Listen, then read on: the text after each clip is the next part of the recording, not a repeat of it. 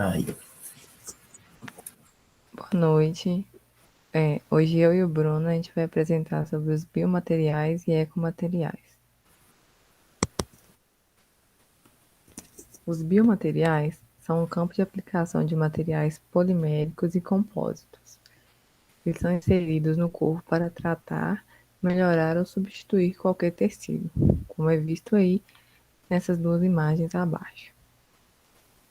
Eles podem ser classificados em biotolerante, bioinerte, bioativo e bioreabsorvíveis. Biointolerante. São implantes separados do osso adjacente por uma camada de tecido mole ao longo da interface. Não há contato na osteogênese. A camada é induzida pela liberação por parte do implante de monômeros, íons ou produtos de corrosão. Praticamente todos os polímeros sintéticos e a grande maioria dos metais se enquadram nessa categoria. Bioinerte. São implantes em contato direto com o tecido ósseo, ocorrendo participação na osteogênese. No entanto, não ocorre nenhuma reação química entre o tecido e o implante. Não há, ao menos em quantidade detectável pelas células, liberação de nenhum componente. São exemplos de biomateriais bioinertes: alumina, zircônio, titânio, tântalo, nióbio e carbono. Os bioativos. No bioativo, ocorre a interação entre o implante e o tecido ósseo, interferindo diretamente na osteogênese. Por similaridade química, a parte mineral do tecido ósseo se liga ao implante, promovendo a osteocondução. Os principais materiais dessa classe são K-fosfato, vitrocerâmicas e hidroxiapatita. Bioreabsorvíveis. São materiais que, após certo período de tempo em contato com os tecidos, acabam sendo degradados, solubilizados ou fagostados pelo organismo. São interessantes em aplicações clínicas onde seja desaconselhável a reintervenção para a retirada do implante. boa noite a todos. Eu vou falar sobre as características gerais. Eles possuem propriedades mecânicas, biocompatibilidade, biofuncionalidade, resistência à corrosão e esterilização. As propriedades mecânicas, né, possuem resistência à fratura, flexibilidade e elasticidade. A biocompatibilidade significa que, quando colocado no corpo, o biomaterial não pode afetar o organismo e o organismo não pode afetar o biomaterial. Em relação à biofuncionalidade, ela desempenha determinada função durante o período de tempo necessário. A resistência à corrosão quer dizer que é um problema bastante grave, que pode levar à danificação do material, né? Então é importante que ela possua uma boa resistência. E a questão aí da esterilização é destruição de qualquer forma de vida microbiana, né, via produto químico, ou por radiação, ou então por temperatura. Atualmente, se busca desenvolver materiais específicos em diversas áreas da medicina, né, e adaptar materiais existentes para fim aí de uso médico ou então odontológico. Isso tudo só é possível graças ao uso, né, dessas tecnologias.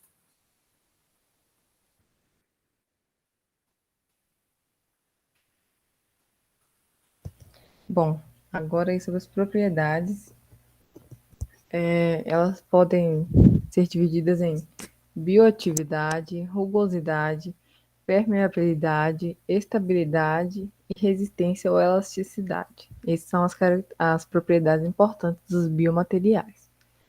Atualmente, o setor de biomateriais se preocupa com fatores ligados à compatibilidade entre esses dispositivos e o corpo humano e busca adequar o tipo de matéria-prima utilizado para sua produção com a função que o biomaterial vai desempenhar.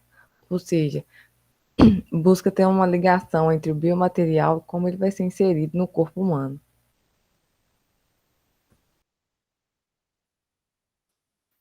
Biomateriais, né, em questão aí das aplicações e de custos. Quanto à sua aplicação, elas são utilizadas, né, com propósito médico, como ferramenta terapêutica ou diagnóstica. Em 2018, em 2008, este mercado movimentou cerca de 25,6 bilhões de dólares mundialmente, tendo a seguinte distribuição: 43% nos Estados Unidos, 33% na Europa, 3% na Ásia, né, região do Pacífico, e 2% no Brasil. A gente pode ver que a diferença, né, é gritante, né, em relação aí ao Brasil com os Estados Unidos, né? Dá para ver lá que investe muito mais nesse tipo de tecnologia. Já em 2012, este mercado atingiu a cifra aí de 44 bilhões de dólares, tendo-se previsões que atinjam, né, atingiu em 2017 o total de 88 bilhões de dólares. Então a gente pode ver aí que é um mercado assim, que tem se investido bastante, né? Os custos aí são, os investimentos, né? Não é um custo, são bastante altos. Infelizmente no Brasil se investe pouco nisso, mas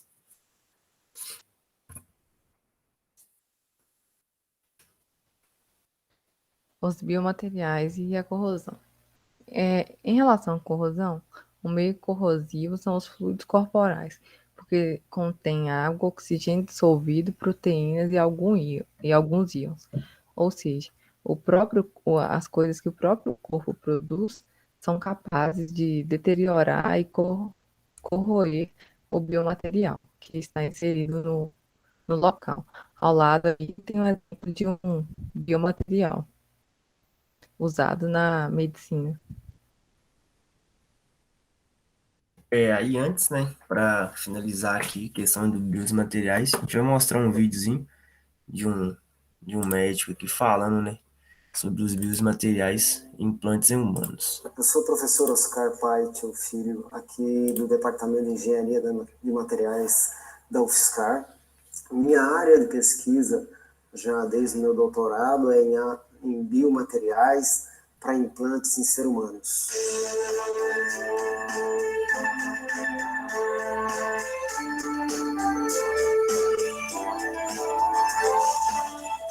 Uma das mais recentes desenvolvimentos nossos foi uma prótese ocular. Essa prótese vem suprir uma lacuna no mercado brasileiro, porque não existe nenhuma nacional.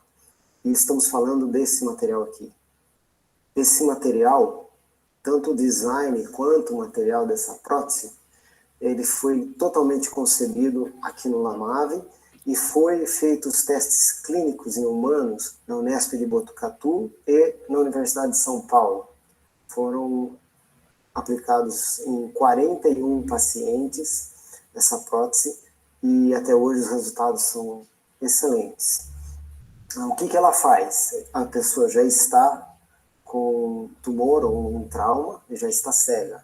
Não vai voltar a visão dela, mas essa prótese mantém o volume do globo ocular, porque se você não colocar, começa a atrofiar toda a parte muscular, isso vai ficar naquele olhar profundo, afundado, e inclusive a fisionomia, porque a cavidade não é mantido o volume, e você começa a deformar o rosto. Também a parte óssea se deforma.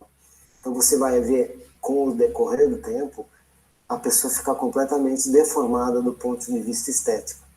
Então essa prótese vem para, na hora que se remove o trauma ou o tumor do olho, ela preenche esse volume, mantém toda a parte muscular dele intacta do paciente e preserva essa estética. O que tem de diferente desse material é o design, e ele é um material bioativo, ou seja, ele exerce uma atividade biológica, que é uma patente aqui da UFSCar também nossa. Quando esse material entra em contato com os fluidos fisiológicos, que tem no olho, na cartilagem, no joelho, em qualquer lugar do ser humano, faz com que disparem reações químicas na superfície. E essas reações químicas provocam a adesão desse material ao tecido vivo. Ou seja, você não precisa de cola, de parafuso, de absolutamente nada. Então a bioatividade faz com que esse material se ligue, se colhe, ocorre uma colagem ou aderência ao tecido vivo. Então, isso que é o diferencial dessa prótese, o design, que é cônico, porque o que tem no mercado internacional são só esferas e poliméricas, ou seja, plásticas, porosas. E por que as pessoas fazem esférica quando a geometria muscular é cônica? Porque se o plástico gira dentro do olho, e aí não tem uma preferência. Imagina um cone girando dentro do globo ocular, né? A gente só consegue fazer essa geometria exatamente por causa da aderência que ele tem aos tecidos macios, ok? Então, a função dessa prótese é exatamente vir suprir essa necessidade. Hoje, só o sistema particular oferece a prótese polimérica e num custo muito elevado, né? Pelo que estou sabendo, com a parte cirúrgica, prótese e hospitalar, beira aí a R$10.000 por olho, mais ou menos, né? Essa ordem de grandeza.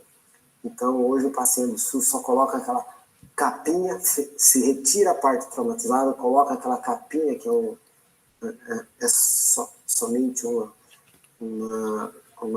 desenho do olho. Isso vai, com o longo do tempo, atrofiando, porque o olho fecha e ocorre a deformação facial, porque você não mantém o volume do globo original do paciente. Então, ao longo do tempo, ele perde muito em termos de qualidade de vida, né? E se vê no espelho daquele jeito. E também em relação à sociedade, né? Que você olha para o rosto de uma pessoa, né? Os olhos são o cartão de visitas, né? Qualquer coisa estranha você já percebe. Não precisa ir muito longe. Uma pessoa estrábica, né? Vesga. Você olhou para ela e falou, nossa, tem alguma coisa estranha no rosto dessa pessoa, né? Então, essa é a nossa invenção, nossa patente. Estamos aguardando aí por investidores, porque toda a parte que era possível ser efetuada dentro da universidade foi realizada. Ou seja, até aos ensaios clínicos, que é uma etapa muito difícil, porque em humanos nós dependemos não mais do Conselho de Ética da universidade, mas sim do Ministério da Saúde. É um processo de quase 2 anos só para autorização em humanos, né? Espero que vocês aproveitem, né, do ponto de vista tecnológico, desenvolvimentos aqui realizados pela UFSCar. Agradeço a FAPESP pelo apoio, né, Como foi visto aí, né? Se alguma utilidade, né, de um biomaterial pode ser usado aí na visão, né, para melhorar aí a qualidade de vida de algumas pessoas, né? Vamos agora falar aí dos ecomateriais. Os ecomateriais, né, como o próprio nome diz, são materiais sustentáveis utilizados em vários setores, né, com o intuito aí de atender as demandas produtivas do consumidor, sem prejudicar o meio ambiente ou esgotar os nossos recursos naturais, né. Presentes no mundo moderno, ele é uma alternativa para minimizar os estragos causados pelo lixo excessivo, diminuindo, né, a quantidade de resíduos e servindo também como uma renda extra, né, para diversas famílias. Os ecomateriais, eles são programados, né, especificamente para minimizar efeitos adversos ao meio ambiente, né, tentando manter sua performance, mantendo a qualidade, mas com um preço competitivo. Os processos, né, de produção e de aplicação de materiais, eles envolvem obrigatoriamente etapas comuns, né, de transformação de matérias-primas, de fabricação de artefatos ou dispositivos, né, durante o ciclo de vida do material. E a fim deste período, né, faz aí a questão do descarte, do reuso ou então da reciclagem. Bom, sabe-se que a Terra possui uma capacidade finita tanto para a disponibilidade de recursos como para o descarte dos resíduos, fato que acentua a importância da minimização de perdas ambientais, bem como o uso mais eficiente de recursos de energia para um desenvolvimento sustentável das nações. É aí que entra os ecomateriais. Como a resposta a tal necessidade, o conceito de ecomaterial passou a ser disseminado a partir do início dos anos 90. Então, a gente vê aí que esses materiais, né, os ecomateriais, eles são usados, se for analisar, há pouco tempo. Nas primeiras discussões em torno do conceito de ecomaterial, sugeriram-se três paradigmas a serem seguidos: a performance do material, no sentido de expandir as fronteiras humanas; o ambiente, no sentido da coexistência harmônica com a ecosfera e a qualidade de vida, no sentido de proporcionar uma vida prática e confortável, em simbiose com a natureza, ou seja, em equilíbrio com a natureza, né? Ecomateriais, características gerais e disponibilidade. Os ecomateriais devem trazer benefícios em termos de conforto e qualidade de vida, visto que devem ser compatíveis com o avanço tecnológico, mostrando que a expansão das fronteiras da humanidade podem e devem ser feitas de forma tão segura quanto eficiente. Os ecomateriais têm surgido a partir de novas tecnologias que facilitam a utilização desses para não afetar o meio ambiente. Ou seja,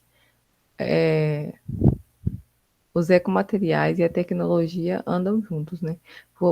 Porque sem tecnologia não tem como você fazer um material que vai degradar menos o meio ambiente. Não tem como você pensar nisso.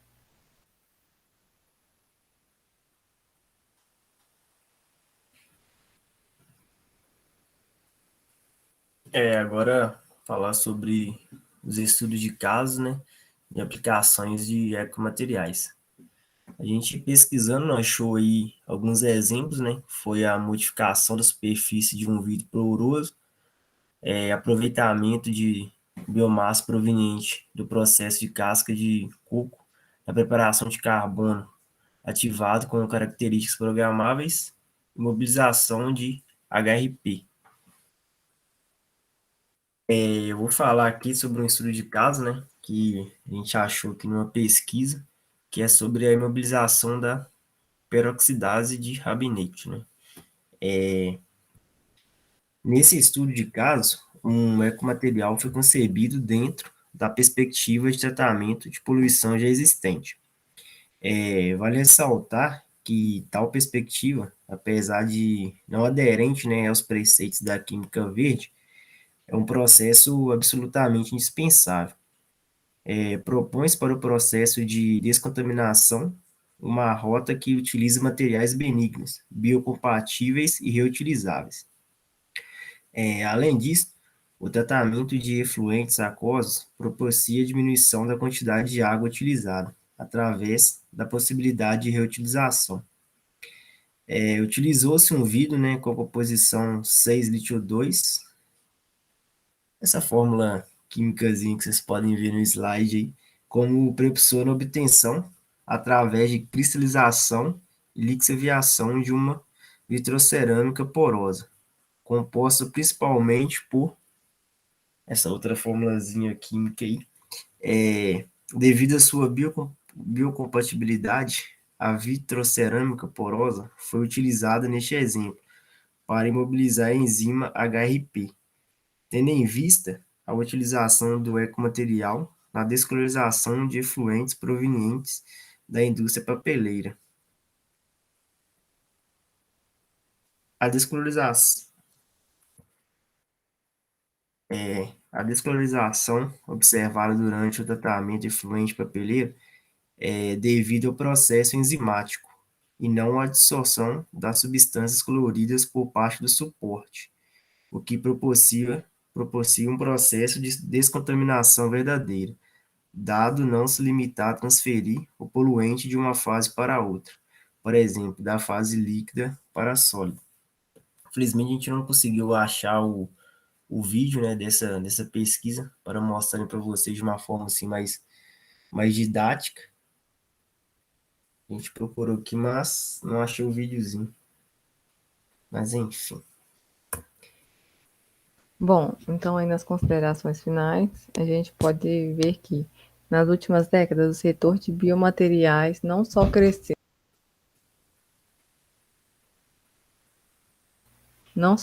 em número de produtos disponíveis e em desenvolvimento, mas também avançou economicamente de maneira significativa. Seu impacto na melhoria da qualidade de vida humana é inegável e sua contribuição futura deve ser numericamente mais elevada, tendo em vista a tendência bem estabelecida de envelhecimento populacional. Em relação aos ecomateriais, a gente viu que eles são de extrema importância ao se tratar do meio ambiente e são uma excelente aposta para os anos seguintes. E aí, referências de onde a gente tirou as informações.